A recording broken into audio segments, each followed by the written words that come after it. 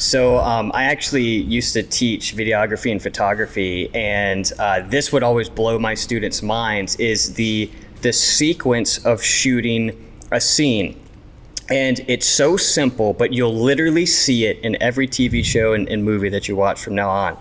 You usually start a new scene with a wide shot. It's introducing the space, you get a feeling of where you are, and then maybe you'll see the main characters at a distance. You can't really tell who they are. And then it's going to cut to that medium shot. It's going to show you more of the environment that we're in, solidifying that maybe we're in this room or this part of the mall or whatever. And it's going to introduce all of the characters, and then we cut to the close-ups of each character communicating. And then when we leave a scene, it can start doing the same thing, going from a close-up to a medium to a wide.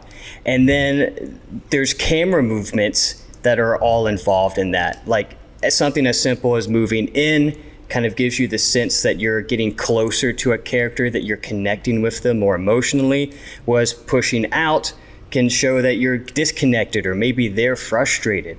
Or if we move side to side, maybe they're thinking and their mind is changing, because we're not moving further or closer away, but now we're moving kind of left to right or right to left.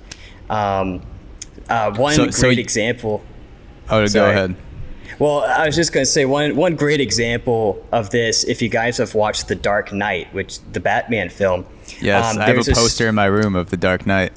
It's literally one of the best movies ever. But there's a great scene where Batman and the Joker are having a conversation in a jail cell. And the Joker's camera is moving one direction. Batman's camera is actually moving the opposite direction. So there are opposing forces clashing against each other. But there's a line that the Joker says where he basically says that we're basically the same people. We're crazy human beings dressed in costumes doing crazy shit. And once he says that, Batman's camera actually changes to go in the same direction as Joker's camera, because now they're on the same page. It's little things like that is just kind of what creates like a masterful story.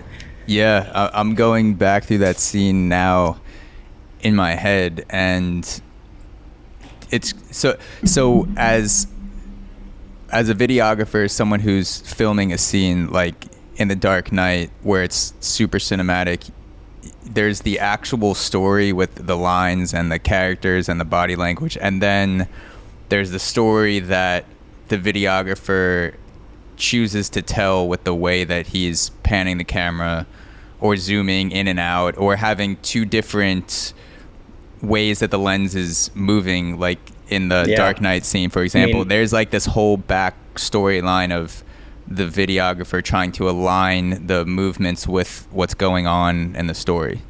Yeah, like something to make it, maybe break it down in a more simple terms, is that the camera is a representation of the character we're looking at.